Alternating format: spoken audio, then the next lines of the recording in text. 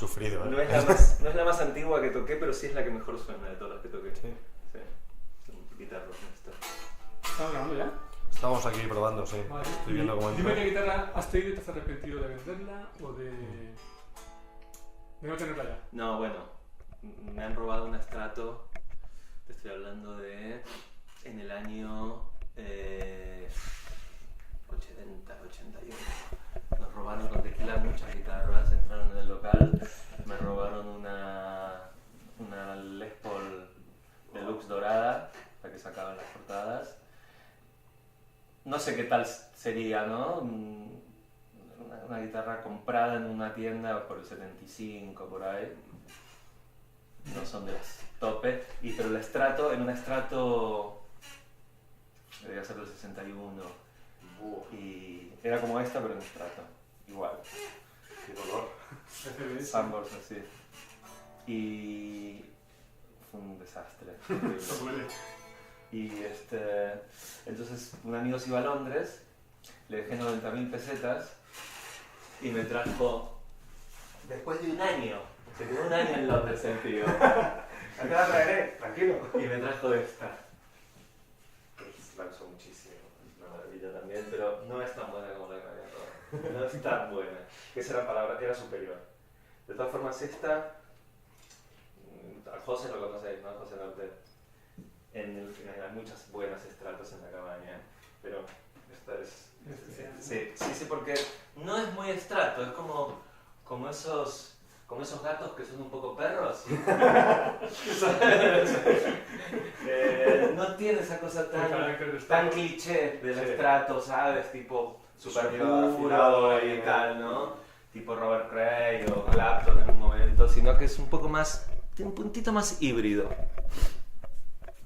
Y hace relativamente poco, un par de años así, vendí una Les Paul que era de José L. Mira, te venía comentando un amigo de Valencia que conoce a José L. Sí. Dije que venía a lo de entrevista y me comentó, pregúntale si aún tiene la... No, la esa la se la guitarra que presté a un compró. amigo, se encariñó un montón y me dijo, por favor, véndemela, y se la vendí. ¿Era un Strato? No, era una Les Paul. Estaba buena, no era... Pero él la arregló, consiguió por internet viejas pastillas y tal, y creo que la puso muy bien. Yo nunca la traté con demasiado cariño, la usé solo una gira de los Rodríguez y me enganché mucho en un momento esa guitarra. Viste que es... No sé, tienes un momento de repente un sonido Gibson gordo, carnoso. De repente cuando te vas a probar la Strato en la prueba de sonido dices, no, ¿dónde vamos con esto? ¿No? Pero bueno, no, tampoco es que me arrepienta, que no me deje de... No, tampoco me quita el sueño haber vendido esa. Pero bueno, la verdad que estas son todas adquisiciones relativamente nuevas. Esta la compré, esta tiene una historia muy bonita. Esta estábamos tocando en Argentina y estábamos en Mendoza y apareció un tío con el que yo había hecho una jam session hacía más de 20 años, en el año 86 o por ahí, ¿no? Bueno, justo 20 años. Yo estaba en recepción, no sé qué, aparece el tío, sin nada, ¿no? Dice, joder, bien, no te acuerdas, tal. El grupo se llama Alcohol Etílico. Oye, sentaros, Después de 20 años pretendía que te acordaras. Me acordaba perfectamente porque fue una historia muy especial porque estábamos con Andrés. Una maravilla. Sí, estábamos con Andrés y fuimos a ver este grupo porque no teníamos nada que hacer y tal, ahí en Mendoza. Y no llegaba el guitarrista. Y entonces Andrés le dice, bueno, que suba Ariel a tocar. ¿Se sabe las canciones? No, tranquilo que orejea bien. Tal. Y subí, toqué como 5 temas hasta que finalmente llegó el guitarra. Bueno, las cosas te acuerdas, ¿no? Y entonces apareció tal y en un momento me dice, bueno, yo sé que te gustan las guitarras antiguas, entonces te quería enseñar la mía, no sé qué, la abre así y me muestra eso. Y yo me quería cortar las venas. Y claro, el tío, en Mendoza no es fácil vender una guitarra como estas. El tío sabía perfectamente cuánto costaba una guitarra de estas. Y me dijo, si la quieres te la vendo. yo tocaba esa noche, y le digo, pero no sé cómo probarla y tal. Llévatela. Llévatela. Y entonces en el concierto, en un blues que había en la mitad, a ver, pásamela. Pedazo de guitarrón, Y ¿no? te convenció. Ya me había convencido igual porque no hace falta enchufarla esa guitarra para darte cuenta del mueble que es, ¿no? Y me puse muy nervioso porque el tío llegó a la mañana siguiente, yo no tenía encima ese dinero y en Argentina juntar ese dinero no es fácil en la provincia, ¿no? Y el tío me dijo, no, llévatela, ya me lo mandas cuando llegues a Buenos Aires. Todavía nos quedaban unos días de gira y tal. Cuando llegué a Buenos Aires le hice se la vine a llevar. La escuchó en directo y se arrepintió, claro. Me he equivocado, me he equivocado. Sí. Pero no, me dijo que estaba contentísimo, que tenía un terreno y que gracias a eso iba a poder construirse su casa. Y eso fue hace 2 años y es la última guitarra que me compré, estoy encantado. Y después tengo la SG, que es del 68, no sé si la visteis, está muy bien porque tiene Una vibrola. Una vibrola. Alguna foto de vista. con lo cual el sonido no es tan macarra, Sí. le quita un poco de macarrismo, ¿sabes? Le da un tono un poquito más... Eso es que se me quedó en la vida. Suele ir con P90, ¿no? Las que llevan vibrola, ¿o no? Sí. Que yo he confundido. De todas formas, a mí sí que me gusta. Bueno, yo no la pude usar mucho hasta Tequila. Y ahora es como la guitarra oficial de la gira, ¿no? Después la Strato para algunos temas, Quiero besarte, El barco, tal, funciona muy bien. Pero todos esos rocks yo los grabé con Gibson. Los rocks, La Plaza del Pueblo, Mira esa chica, todos esos temas, casi todos los grabé con Gibson. Hasta que ya apareció esta Strato, ¿no? Lo grabaste con Les Paul. Con la dorada. Todo el primero y el segundo disco, sí. Después ya nos empezamos a meter más en Fender. Entre las que nos robaron había una Telecaster que compró Julián en Garijo, una de estas tiendas de Madrid, que se la bajaron, o sea, bajaron al sótano, la subieron y estaba nueva. Y era, bueno, yo creo que era más antigua que esta probablemente. Nueva, impecable. Con el filetito, toda divina, ¿no? Y de esa también nos la robaron. Fue un gran palo. Entraron es que ensayábamos en un local que era una especie de rancho, lo que era antes Arturo Soria, que ahora bueno hay edificios y tal, pero antes era como una especie de descampado con casitas y tal. Y nosotros éramos muy inconscientes, éramos muy inocentes, en realidad. No, Madrid era muy inocente, todavía no había empezado como... Pero la verdad que con el tipo de amistades que teníamos, tendríamos que haber pensado, ya la cosa se está poniendo para empezar a preocuparse. Y nada, fue una charrada, rompieron el techo, entraron y se llevaron un montón de cosas, sí. Qué despago tiene que dar llegar. Fue muy, muy triste. Yo creo que eso fue uno de los palos gordos que tuvimos Tequila, ¿no? Ya fue muy al final. Entonces, claro, ahí ya nos fuimos de ese local, que era el local de toda nuestra vida, era donde habíamos hecho todo, era nuestra casa, nos pasábamos el día ahí metidos, tenía un jardincito, era todo muy tercermundista, ¿no? Con 2 perros muertos de hambre de ahí que se suponía que eran los que iban a defender si entraba alguien, ¿no? Evidentemente no sirvió para nada, una valla con cristales de punta, sí. Imagínate como si en el medio de una huerta, ¿no? Sí. Era una huerta, el dueño tenía su huerto y tal, ¿no? Y entonces claro, ya nos costó mucho encontrar un local donde nos sintiésemos cómodos, y yo creo que al poco tiempo nos separamos. O sea que... ¿Ya había muchos años de banda ahí? ¿Lleváis muchos años juntos ya? Bueno, la historia de Tequila no es muy larga. No, eso te digo que no... No, Tequila empezó oficialmente, digamos que grabamos a final del 77 un single y el disco salió en el 78 y nos separamos en el 83 en realidad, pero ya digamos que a partir del 82, finales del 82, tal, ya prácticamente la banda estábamos muy... Yo recuerdo, nos vamos de las guitarras pero igual, yo recuerdo la gira, yo era 16 años, La Noche Roja, donde hay un estadillo con Miguel, un grupo de Barcelona, no sé si era Iceberg o Pegasus, que era la misma banda, eran los mismos prácticamente. Sí. Todo mezclado en lo mismo. Tú igual tienes hace muchos años de esto. Sí, sí, me acuerdo, porque Madrid, la Noche Roja. No era una gira itinerante. No, pero nosotros no. Yo lo vi en Valencia. ¿Con tequila? Ajá. ¿Sí? Sí, sí.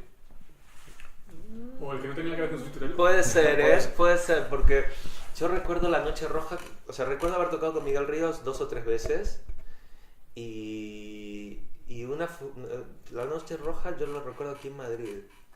Sí. Pero bueno, a lo mejor hicimos una más por ahí y no la tengo registrada. Yo era muy niño y recuerdo que no sería muy lejos porque yo esto lo recuerdo, a lo mejor lo recuerdo con vagamente. Y no sería otro concierto de tequila que lo tienes mezclados, a lo mejor. Puede ser. Igual. Cambio de tercio, ¿vale? Y imagínate que no tiene restricción. ¿Qué guitarra comprarías ahora mismo? Bueno, me gustaría tener una Les Paul de los años 50. Que creo que están costando 150.000 euros más o menos. Seguiría con las Telecasters. Seguir buscando, investigando, ¿no? En realidad, Stratos y Telecasters, cualquiera que mejore las dos que tengo... Va a ser difícil, ¿no? Es difícil, pero es una cuestión de viajar con dinero en el bolsillo, ¿no? En España difícil. En España difícil. La leyenda urbana esta de la orquesta, que no sabe lo que tiene, el señor que se Bueno, va a tirar... esa que me robaron fue así. Fue muy fuerte. Tocábamos con una orquesta y el tío me dice... No, porque yo tenía una guitarra vieja, tal, pero es que ahora me compré esta Yamaha, mira, no sé qué, no sé cuánto. A ver la vieja, y me la enseña, y lo mismo, tocábamos con ellos la semana siguiente, nunca teníamos un duro en realidad, ¿no? Entonces le dije, ¿te la compro? Vale, ok, la semana que viene que tocamos juntos ya me la pagas. Y me costó 30.000 pesetas. O sea que no me puedo quejar, por lo menos la disfruté como 2 o 3 años. Hay algunas... Ahí en YouTube se ve alguna tele y tal con ese estrato. Que era una maravilla. Pero bueno, después algunos amplis, ¿no? Algunos tweets de estos. ¿Tienes rollo con las guitarras? Me refiero rollo inspirador. Es decir, de repente te coges una guitarra y dices, hostia, empiezan a salir cosas. Por algo que no tienes controlado, pero de repente... se genera ahí una especie de energía creativa extraña, ¿no? Bueno, por ejemplo, la Tennessee que me dejé en casa me da mucha vidilla para tocar. No hace falta enchufarla porque el tío que me la vendió le recortó uno de los violines de arriba. No sé muy bien por qué, pero funciona. Yo creo que no por estética, evidentemente, se lo hizo para que acople más o para poder tocarla desenchufada. Pero suena más, ¿no? Claro, sí, suena más.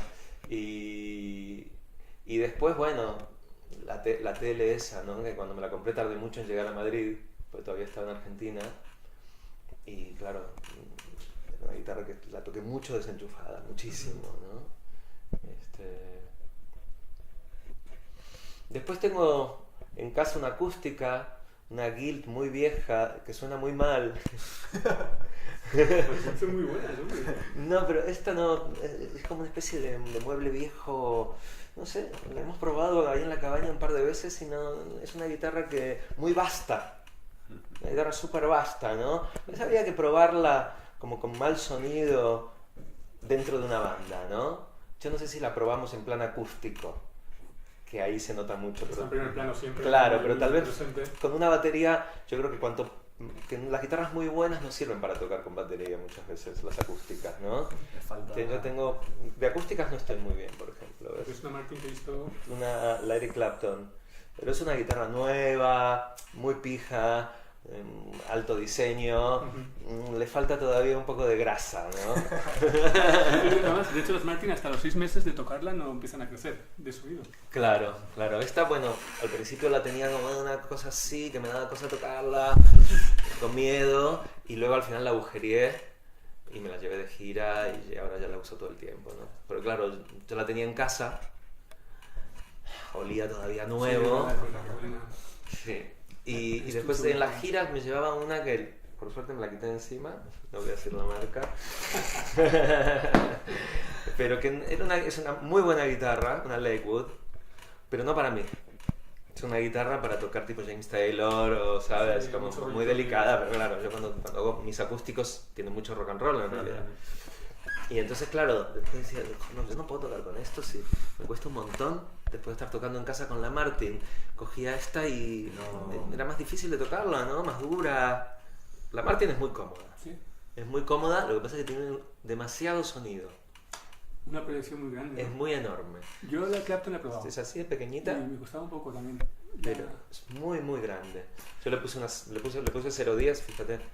Terminé poniéndole 0.10, con lo cual ahora está genial. Pues achicó el sonido y puedo puntear. Si no, las frecuencias están muy desparramadas. Pasa un poco que a lo mejor los graves están igual de presentes, que está todo el espectro muy repartido, pero muy... Muy arriba también. Es un poco piano. Sí. Es un poco piano, entonces para tocar con banda se da un poco de hostias con todo el mundo, ¿no? Ahí a los No codazos. encuentras un sitio. ¿No? A los codazos, ¿no? Buscando su lugar. Pero... Entonces con la Guild es curioso porque cuando vinimos en el 90 con los Rodríguez éramos muy pobres. Y no teníamos ni una guitarra en casa. Y venían amigos por la noche o después de una juerga y no teníamos con qué tocar. Entonces, a ver, segunda mano tal, y me compré esta Guild, que fue una gran inversión en ese momento. Y fue la guitarra con la que compusimos un montón de temas, con la que tocábamos todo el tiempo. Y hace poco la recuperé. La tenía media en un depósito tal, porque mi recuerdo era que no era una guitarra que sonaba muy bien. Y la recuperé y la verdad que me está dando mucho cuartel. Bien, bien. Se ve que algo ahí hay alguna conexión o es muy agradable de tocar, tiene un sonido apagado. Igual te pillé en otro punto vital también y estás en otra onda y de repente empiezas a notar cosas que no notabas. Sí, pero bueno, yo creo que todo eso es mucha mística, Sí. mucha palabrería y más un estado que la guitarra en sí te provoca, ¿no? Y que uno se da manija con eso y bienvenido sea, ¿no? Sí, lo que pasa es que llega un punto ya en que nos volvemos, yo no, yo me defiendo con poco, pero demasiado sibaritismo y demasiado pijotada con muchos detalles que a lo mejor no tienen mucho que ver ni con la música ni con nada, pero que ocupan el pensamiento de las personas, ¿no? Yo creo que hay que tocar con lo que tienes. Sí. Y hace poco vi un documental de Stevie Wonder donde explicaba por qué grabó de tal manera tal canción, ¿no? Y no tenía ninguna mística. Es porque es lo que tenía, es lo que había ahí. Entonces yo creo que hay que grabar con lo que tienes. Y claro, a Stevie Wonder, dale un Casio o esta porquería y te va a hacer una maravilla, ¿no? Y hay que seguir ese ejemplo. Si todos estaban en su contra, era negro, pobre y ciego en Estados Unidos, ¿no? Y sin embargo... Sí, pero cuánto talento, ¿no? Claro que sí. Cuánto talento, por favor. Una cosa que dijiste en una entrevista que me pareció súper interesante, el rollo místico, estoy yo místico, al respecto del hecho de triunfar o no triunfar en la música, ¿no? Y dijiste, no, en el fondo lo que te quedan son las canciones, ¿no? El hecho de que yo esto lo he hecho, porque lo he hecho, y a lo mejor se vende más, se vende menos, me dan mejor de vivir o no me dan mejor de vivir, pero es lo que yo he hecho, ¿no? Y hostia, me parece una frase cojonuda, ¿no? Porque dices... Bueno, las canciones y coger una guitarra y finalmente, aunque todo esto se acabe, mientras te quede una guitarra con la que poder tocar, fue la esencia, fue con lo que empezamos y con lo que éramos felices, ¿no? O sea, para mí la felicidad era llegar del colegio y bueno, si ya tenía un porrito de marihuana, ya era directamente la gloria, ya el día se me hacía eterno hasta ese momento de llegar a casa, ¿no? Y poner un disco y ponerme a tocar encima, o ya cuando cogí más vuelo, incluso yo solo, poder improvisar solo, ¿no? Que para eso siempre la guitarra es más agradecida en compañía, ¿no? Aunque sea un disco o alguien. Tocábamos mucho. Yo, por ejemplo, escucho el primer disco de Tequila y me veo un guitarra ya con cierta experiencia, ya en ese primer disco. Tenía 17 años. Pero claro, yo desde los 10 años, a lo mejor, no sé, todos los días tocábamos muchas horas y quedábamos con un amigo para juntarnos y quedarnos 3 horas tocando la guitarra sin parar, ¿no? Y yo creo que ahí fue donde aprendí. ¿Nunca has tenido aprendizaje formal? Fui bastante indisciplinado realmente. Sí he tenido, y algunos muy buenos, sobre todo 2. Tuve un profesor de de jazz a la antigua, digamos, ¿no? No sé si conocéis a Oscar Alemán, este tipo. Claro. Sí. Bueno, pues este tío se llama Walter Malosetti, que su hijo ahora es un bajista de jazz muy consagrado, y tenía, bueno, como un método de jazz sencillo, con lo que ahora llaman tablaturas, creo, no sé qué. Él te dibujaba te enseñaba la escala y te tocaba acordes para que tú con la escala puedas tocar encima de lo que él iba tocando, ¿no? Y después es Claudio Gabis. Pero ninguno duró más de 3 meses, o sea, siempre fue muy poco constante. Eso fue en la Argentina antes de venir en el 76. Después, hace ya 6 años o 7, estudié como 2 meses con Guille Rom, también un guitarrista ya mucho más de jazz, más moderno, más avanzado y más real book y todo ese rollo. También, hasta que fueron unos meses, hasta que justo nació mi hijo y ya ahí lo dejé. Pero habrán sido como 3 meses y me sirvió un montón. Y si te fijas es en el disco Lo siento, Frank. Claro, el swing está ahí, ¿no? Y ahí se nota mucho el solo de Lo siento, Frank. Me vino muy bien, me encantaría. La verdad que con los años creo que cada vez se disfruta más estudiar, ¿no? Al principio a mí me agobiaba un poco, entonces siempre duraba muy poco, en cuanto me podía escaquear, me escaqueaba. Yo tuve un estudio bastante riguroso de piano cuando era muy chiquito, y yo creo que eso me hizo un poco alérgico al tema de los profesores, porque empecé como a los 7, 8 años con clases de piano, siempre con tendencia liberal, ¿no? Y enrollada, porque mi madre tenía ese tipo de contactos, pero cierto rigor para un niño. Y el piano es un instrumento que realmente es casi como el ballet, ¿no? O sea, y ya la última profesora que tuve, de la cual la adoro, y aparte es una eminencia en la Argentina, se llama Violeta de Gainza, que ahí estudiamos todos con esta mujer. Estudió Andrés, estudió Fito, estudió Leonardo Sujatovic, es una genia, pero realmente era muy dura, metía mucha caña, y si no llevabas los deberes hechos se mosqueaba un montón, y la posición y la postura y tal, y entonces, claro, de repente empezamos a ir a lo de Claudio, que era un chaval que estaba grabando sus primeros discos con Manal y la pesada del rock and roll, y claro, ahí vimos otro mundo, ¿no? En realidad empezó a estudiar mi colega, era Leo Sujatovic, que éramos vecinos y que teníamos un grupo juntos con 10 años. Y él empezó a estudiar y Claudio le dijo, bueno, tráete a tu amigo. Entonces ya íbamos los dos juntos. Cogíamos un autobús 1 hora hasta su casa y ahí nos quedábamos eternamente hasta que ya, oye, vámonos a casa que nos van a matar, ¿no? Muy bonito.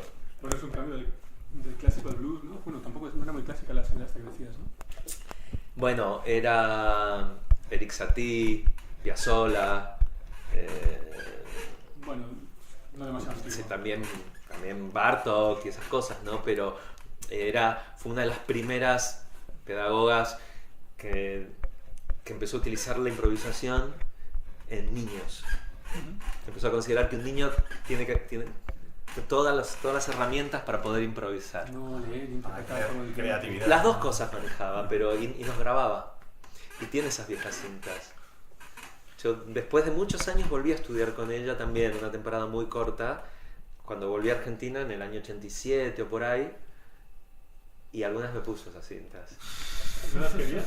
Sí, era una maravilla. Sí, no sé por qué. Como también me fui de mala manera, no me atreví, nunca se las pude volver a pedir. Pero se me escuchaba así con una vocecita, ¿no? Bueno, Ariel, ¿y ahora qué vas a tocar? Bueno, es una improvisación. Desde luego la mujer estará satisfecha porque me da una cantera de músicos. No, pero bueno, esa mujer viaja por el mundo ya dando conferencias y escribe libros y está ya en un nivel Y ella fue realmente la que nos impulsó a ir a ver a Claudio. Y cuando ya me vio tocando, me dijo, acepté. ¿De qué no te hubieras llegado? Muy bien. A ver, más cosas. Voy a por mi Sobre guitarra. todo que a la guitarra llegué de otra manera, ¿sabes? Sí, Llegué sí. encontrando placer mucho de una manera mucho más instantánea, ¿no? El piano, aprendí primero el rigor que el placer. Claro. Entonces siempre tuve eso en la cabeza con el piano, ¿no? Yo creo que podría haber sido un muy buen pianista, ¿eh? Sí, sí, sí. A ver. Bueno, es curioso, a mí me llama la atención cuando has comentado cuando al principio de Tequila, cuando tocabas los instrumentos, tú ya con 17 años ya controlabas un huevo del valor de las guitarras y prefiero saber que un tío que lleva una orquesta, una guitarra muy antigua y es muy buena. Algo Pues sabía. realmente la gente tan joven no es Bueno, muy... sabíamos que las pre-CBS, o sea, tener un poco la leyenda la teníamos. Y aparte, bueno, Alejo tenía una Strato nueva que yo usaba. Y claro, cuando enchufé la otra, era otro planeta, ¿no? Como pasa aquí. Aparte, mucho más volumen. Más de todo. Sí, esas guitarras, yo creo que aunque seas un ignorante, Te tienen que es gustar. como el amor, no hace falta saber mucho, ¿no?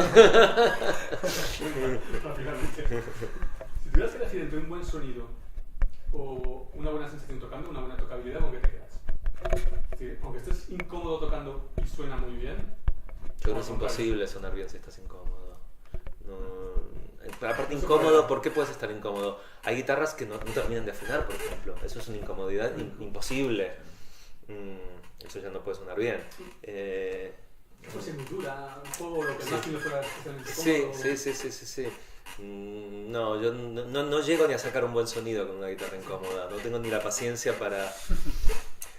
A veces hago un esfuerzo. Por ejemplo, hace poco estuve grabando con Rickenbacker, que son guitarras incomodísimas para mí. Pero bueno, era una 12 cuerdas, queríamos justo específicamente sacar eso, pero sufrí, Sufrí tocando, sufrí afinando. A las 12. Yo siempre pensaba que las cuerdas, eso es una pesadilla, ¿no? Es un poco pesadilla, sí. Y después José tiene una Gretsch maravillosa, Tennessee también, pero también nos estaba volviendo loco con el tema de la afinación. Entonces, no, era imposible. No, yo creo que es fundamental estar cómodo, ¿no? No A puedo- ver, imagínate que no eres guitarrista. Tienes que contratar un guitarrista para tus bolos, ¿no? ¿Qué le pedirías a un guitarra? Ya sé que va a tocar poco porque te vi con Ricardo Marín y no le dejas hacer ni un solo. Uno. Pero si yo no fuese guitarrista, necesitaría uno que...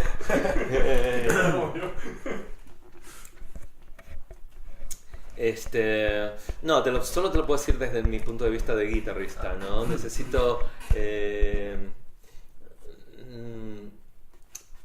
encuentre el hueco, ¿no? Que encuentre el hueco donde la cosa funciona.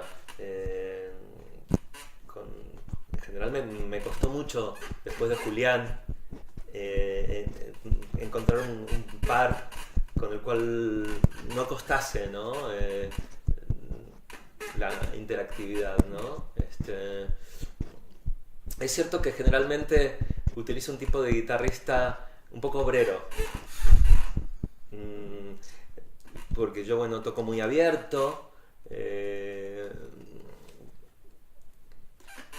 y tal vez porque un poco porque como aprendí a funcionar es de esa manera, ¿no? Con Tequila pasaba un poco eso, como alguien que me haga... Ahora, por ejemplo, recuperando el repertorio, ¿no? Empezamos con Josu. Josu es un guitarra que es más lead. Y nos costó mucho encontrar el lugar. Hasta que yo de repente me acordé de una cosa muy importante. Le dije, ¿sabes qué una cosa? Que Julián solo tocaba en quintas. Así que contente y no rellenes nada. ¿Sabes qué pasa? Porque si no, los arreglos no funcionan. Claro, se chocan. Porque si no empieza a haber ahí 12 cuerdas sonando al mismo tiempo y ya es muy difícil, ¿no? Demasiadas Y bueno, notas. en algunos temas, claro, en el blues y tal sí mola, pero cuando es una cosa muy, muy básica, donde tiene que haber una base y donde hay otra que es la que va jugando, o te conoces mucho y encuentras a tu alma gemela realmente en cuanto a guitarras. Oye, esto espero que no te esté volviendo loco. No, ¿no? tranquilo. Si no, mejor que sea muy básico. Estoy muy contento con Osby. Con Osby nos entendemos maravillosamente bien.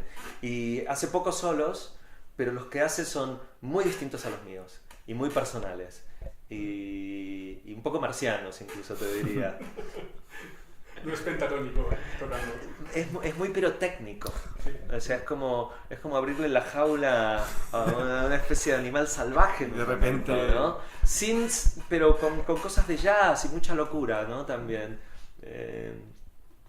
Sí, se sale un poco de lo que suelen ser mis guitarristas favoritos, ¿no? Por ejemplo, 2 puntos.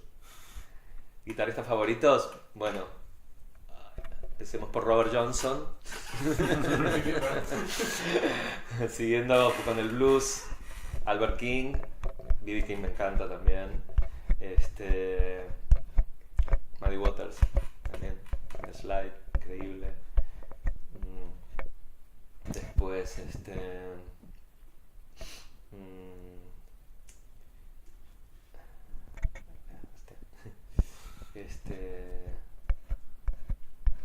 ¿cómo se llama? James Barton, guitarrista alucinante. Después, ya de rock and roll, bueno, los clásicos, ¿no? Sobre todo Keith y Ronnie, maestros totales. También me encanta Jimmy Page, Jeff Beck, obviamente, pero no son influencias tan directas, ¿no? Después también me gusta mucho el swing, entonces, bueno, Django Reinhardt y Oscar Alemán, y de ahí también saqué mucho. Ryan Seltzer también, ¿no? Así siguiendo un poco la línea.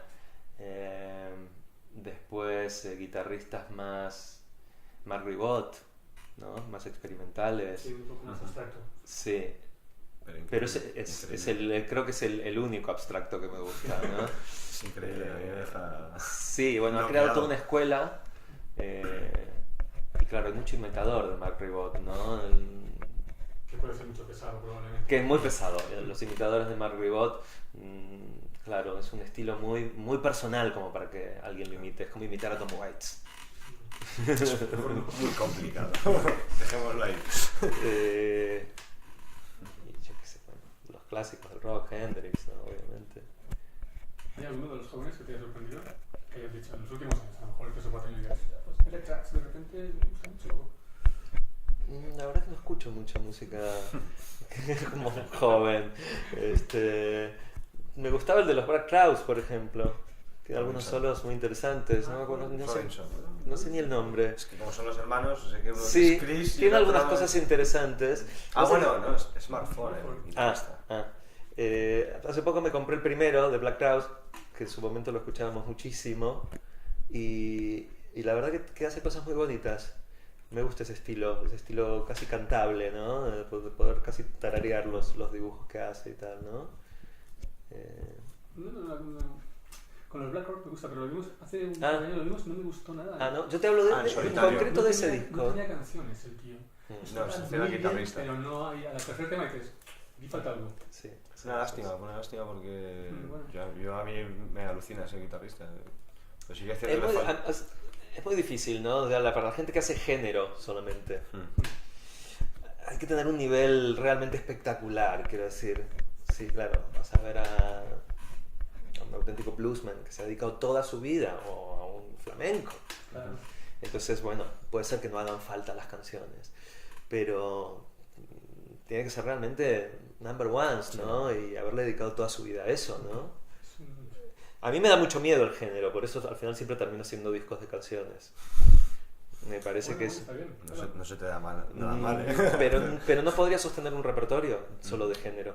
No soy tan habilidoso, me refiero ni tengo a- tantos recursos, ni en el blues, ni en el rock, como para poder pasar de las canciones y tocar sin- pegar ese salto, ¿no? De casi como sin red, es tocar sin canciones. Claro. Muy bien, pero sí. Es titular casi. Muy bien. ¿Vamos a los amplis o qué? Venga, amplis. Ahora estoy en directo. ¿qué hacemos? Una historia retrospectiva, Claro. por ejemplo. Bueno, empezamos con los Marshalls 800, con la época de Tequila, que era como obligatorio, ¿no? Lo que tocaba, ¿no? Sí. Yo entré en Tequila y no tenía ampli, y me obligaron a comprarme un ampli. Y yo tenía ganas de comprarme un Fender. Y Eso no lo quiero. no, el Marshall. Y la verdad que yo no sé qué pasó con esos Marshalls, dónde estarán, pero sobre todo el de Julián era un Marshall increíble. Yo hace mucho que no veo esos Marshalls con el gain y el volumen separado, ¿sabes? Porque se ve mucho el 900. También es un ampli que no me gusta. Mucho volumen, muy macarra, ¿no? Un poco controlable, ¿no? Como... Un poco incontrolable. En cambio este tenía ahí un punto perfecto, ¿no? Y después, bueno, en los 80 me pasé a Music Man, creo que era. ¿No?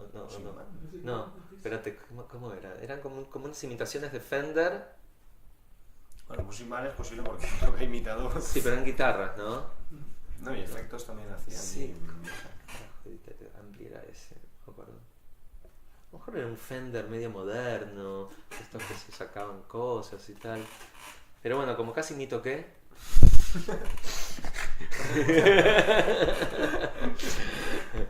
Después, antes de irme a la Argentina a vivir, tenía que llevarme una guitarra y un ampli. Y entonces vendí todo lo que tenía para comprarme eso que hay ahí. Ese pequeño Gallien Kruger que... ¿Es un ampli de guitarra? Sí, sí. Es un ampli de guitarra que en su momento era muy poderoso y lo más moderno que había, ¿no? También duró muy poco. Estuvo muy bien porque llegué a Argentina con eso y claro, fue como era imposible, nadie tenía un ampli así en Argentina, ¿no? Y era el único ampli que me podía llevar. Hubiese estado más listo si lo hubiese vendido y todo y llevarme el dinero a Argentina y comprarme ahí un ampli de verdad, ¿no? Porque estos amplis son un poco como de transistores y parecen radios más que nada, ¿no? Después ya cuando volvimos a España pasé al principio con los Rodríguez, hice bastantes compras, vendí uno del cual me arrepentí, que era un Marshall de estos gris aniversarios, como plateados, de 50, que era bastante parecido al 800 en el funcionamiento y un combo, sonaba muy bien. Al tiempo me pasaron una filmación y digo, joder, ¿cómo suena la guitarra? ¿Qué será? Y de repente veo que es ese ampli y me quería matar, Y después me compré un Hiwatt, que lo usé durante muchísimo tiempo.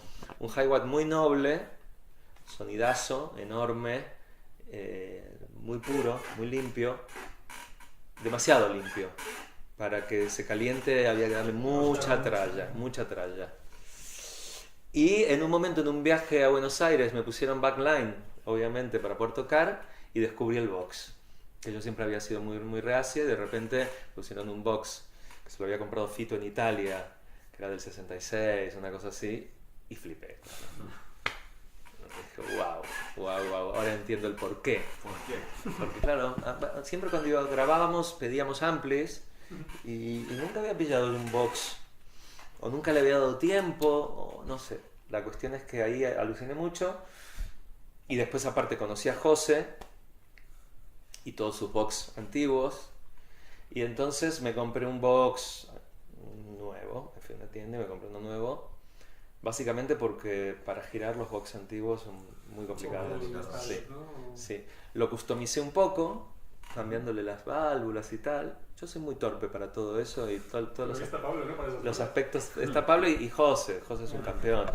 Cambiando las válvulas, grabando cada combinación para después comparar y tal. La que mejor funciona, madre mía. Estos son los enfermos. Bueno, yo los he visto comparar una tarde entera 2 pedales iguales, por ejemplo. Yo es que no entiendo. David fabrica pedales y no entiendo nada de estas ¿En cosas, serio? Sí, Pero no, yo sé que una pila distinta sea capaz. Ah, bueno. Me lo demostró. Sí, no, sí, te me lo demostró. te Me pueden lo demostrar demostró, me cualquier demostró cosa. que también los distintos cables cambian el sonido. Sí que lo he comprobado y es obvio, pero lo de la pila. Sí, Otra cosa, Yo no soy experto, ¿eh? muchas veces probamos un pedal, no nos gusta, lo apagamos, Bueno, vamos a grabar. Bueno, quita el pedal. Claro. No funciona. Funcionaba cuando pasaba por el pedal apagado. Eso ya es de nota, ¿eh? Pero es verdad, Sí, sí. es que es así, le das un punto más cálido de repente, Le algo quita pasa, agudos, algo posiblemente. pasa, claro, le quita un poco de realidad- cosa hiriente, ¿no? En realidad es un defecto, le hace perder Sí, el... sí, pero como bueno, como a mí fiabilidad me gusta sonido. mucho la cosa cálida, ¿no? Y no me gusta mucho el sonido estridente. Siempre estoy buscando eso, como que no, que tenga presencia, pero que no tenga esa cosa que a mucha gente le encanta, ¿no? Yo qué sé, guitarras que me encantan, por ejemplo, Carlos Raya. Le gustan las guitarras como muy definidas y que se entienda perfectamente todo. A mí me gusta un poco más misterioso el sonido, ¿no? Y ahora estoy usando dos JMI. ¿Los conoces? Sí, sí. Son clones de Vox, en realidad. De los antiguos. Sí, de los antiguos. Y funcionan perfecto. No tienen ni un solo problema. Entonces me llevo un AC30 y uno de 15. Y los combino. Uso en realidad todo el tiempo los dos. Estamos usando escenarios muy grandes. Entonces, Yo estaba encantado con el de 15. Que estaba muy bien, muy caliente. Es cierto que para algún tema demasiada saturación de repente. Entonces, bueno, con el de 30 y un buen técnico, la combinación Consigues. funciona muy bien. Uso el eco de Fulltone, Ah, el de cinta. sí. Y después uso unos pedales, el Red Snapple. Muy bueno. Me lo apunté alguno, ¿eh? Sabía que este momento iba a llegar. Me la apunté tole. algunas cosas porque soy un... muy claro. Porque soy un desastre. El Exotic RC. ¿Conoces? Sí, hombre, claro. Que es Es un un estándar boost. ahora mismo de... ¿Sí? Pues combino los dos. ¿El Red Snapper lo conoces? Sí, el Menatone y el Snapper. El de 3 botones o el de 4. Es que hay uno con 3 y uno con 4. Es uno rojo con el pescadito Sí, dibujado. sí, pero hay una versión antigua que lleva, creo que 3 botones. No, el mío es el antiguo. El de 3. Sí. O el de Algún día no los sé cuál es el comparamos, antiguo y el algún día los moderno. comparamos si quieres, ¿eh? Pues entonces, pues hay uno que... Y nada, poca cosa más. Un guagua que me fabricó el bólido, mi asistente, que también le dio por fabricar ahora pedales. Y me lo puse un día y me apañé con él. La verdad que tiene un... Al revés de todos los guaguas, cuando lo pones el sonido se multiplica. Crece en vez de... No se sabe muy bien por qué, pero en vez de quitar volumen, le suma volumen. Y tiene un recorrido que me funcionó bien. Yo creo que el guagua no tiene tanto misterio, es una cosa muy personal, ¿no? Sí, O sea, es un recorrido y a cada uno la sensibilidad le pide un tipo de recorrido. Prefiere distinto. llegar a más agudo, gente prefiere quedarse un poco antes. Claro, Todo es exactamente. ajustable, pero bueno. Después, los amplis que se compró José que estamos usando en la cabaña, un Marshall del 69 TA de 20 watts, los chiquititos, espectacular, y uno que se llama Luis Electric. Hostia, ahí sí que me has pillado. Ahí sí que me has pillado. Luis Luis Electric es un luthier de Nueva York. Oh, joder, que se te nota. Sí, que bueno, no sé cómo José se enteró, sale en el vídeo Keith Richard probando su ampli y es muy espectacular. Realmente es un ampli muy poderoso, con muchas opciones también, distintos. Tiene un canal limpio, canal un poco más sucio, pero son entradas realmente, Sí. ¿eh? No es que No es le das como un un- botoncito y tal. Y la verdad que está muy bien, es un poco Marshall, un poco Vox, tiene ahí como dos, combina, ¿no? Investigaré, bueno. Investígatelo, Vaya, es de vamos. New Jersey el tío, y Vale. se lo pidió. Y yo estoy también con ganas, no sé muy bien qué hacer. Pasa que ya lo tiene él, en directo estoy funcionando muy bien con el JMI. Un día de estos tendremos que llevar los JMIs a la cabaña y Que peleen. y empezar a hacer una lucha ahí, ¿no? Y aparte que el JMI, el de 30, todavía lo tengo con las válvulas de fábrica. Yo creo que le puedo pegar todavía un estirón Cuando más. pase por allí sabes que le van a meter mano, ¿no? Bueno, tengo ahí del otro box que lo dejé un poco stand-by. Me gusta más es un ampli más serio, Ajá. el JMI, porque bueno, este es más casero. Sí, bueno, aparte es Más una ampli que artesanal. sabes que de gira no te va a fallar, no es como llevarte un box antiguo que... No, claro, pero bueno, me está llevando un box nuevo. Ya, pero ya, es ya. un estándar, ¿no? Sí. No tiene tanto tiene cariño. el- No está hecho con tanto cariño, ¿no? No, pero no es... Hombre, los últimos están hechos en China. pero los antiguos aún estaban bien fabricados. Son buenos amplificadores. Sí, Muy no, buenos. yo estuve muy contento con él cuando pasé el Hiwatt al box y lo retocamos un poco.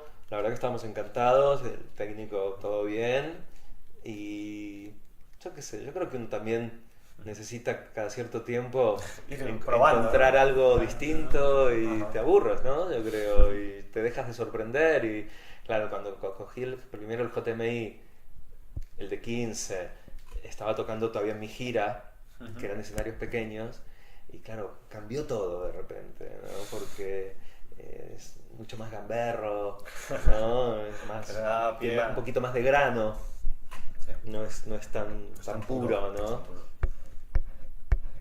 Curioso, curioso.